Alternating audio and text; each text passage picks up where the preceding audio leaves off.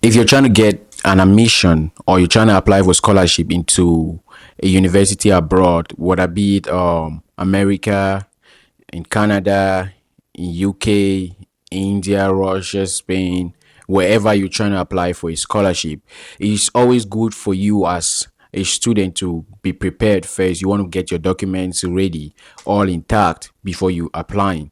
Or before you start looking for these opportunities where they are offering scholarships, that you want to get your stuffs ready, to be ready before you see an opportunity, rather than seeing an opportunity then you're not ready, then the opportunity just passes you by. That's more painful. I make A1 sound.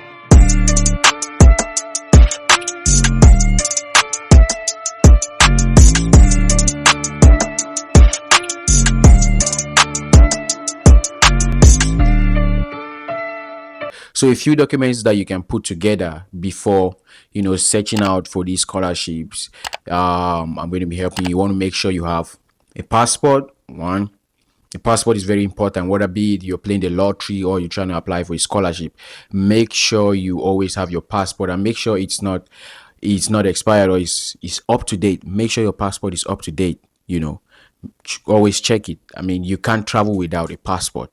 Definitely. That's so always make sure you already have your passport, rather than you trying to apply for a scholarship or you seeing an opportunity where you could eventually travel, but the only thing stopping you is that you don't have a passport. I mean, it'll be so frustrating. Make sure you have your passport. Make sure you have your transcripts from your school transcripts. Make sure you have all your transcripts.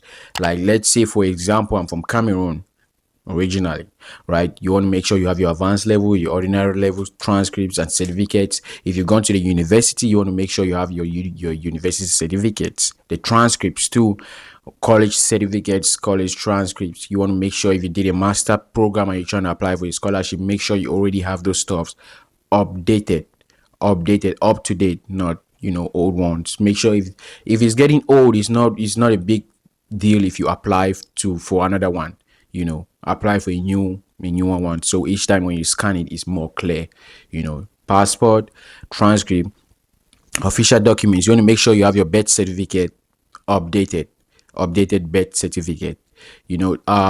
For countries like UK, some universities will actually need an English certificate, either IELTS or all these English language certifications that you need if you're trying to go to the UK, to universities in the UK. Some universities, no, most universities in America will require to have that English certificate. In Canada, they'll always require you to have that. You want to take the program and you make sure that certificate is it's up to date, right? You want to make sure all these documents we're talking about, they are up to date. Even whatever kind of travel you're doing, just try as much as possible to get these documents up to date, so when you face with an opportunity, you're not left out because you don't have these documents. So we talked about your passport, we talked about your transcripts, we talked about your birth certificates, we talked about your English certifications, those things. And I'm going to be adding some other things. I'll just drop them in the description below, but make sure these four things are more important. These four things I've listed: your passport, your birth certificate, your transcripts, your English language certification, be it IELTS, be it whatever. You want to make sure you have those things up to date. Then now you start looking for these scholarship programs. There are always scholarship programs. They are always. Just apply. You can apply to 5 at the same time. It doesn't bite. There are always scholarship programs where the school is always offering like a fee waiver for like application fees. They're offering a fee waiver. And for most schools in the US also, I forgot to add, most schools in the US will always ask you to provide like a bank statement saying this, that you're able to take care of yourself. Basically, that money that they ask you to provide, they mostly call it an affidavit, right? They'll ask you to provide like a bank statement saying that you have this amount of money that can sustain you when you come to the US. It's not necessarily that you have to use that money. You can just stock up that money in the bank account and just get a bank statement and always just show it. So when you get over here, they can always dissolve the bank statement. It doesn't matter as long as you're already here. So you want to make sure you're checking that. Make sure you already have that statement that says that, because when you have these documents on hand, right? It just ease your process and it just goes by fast.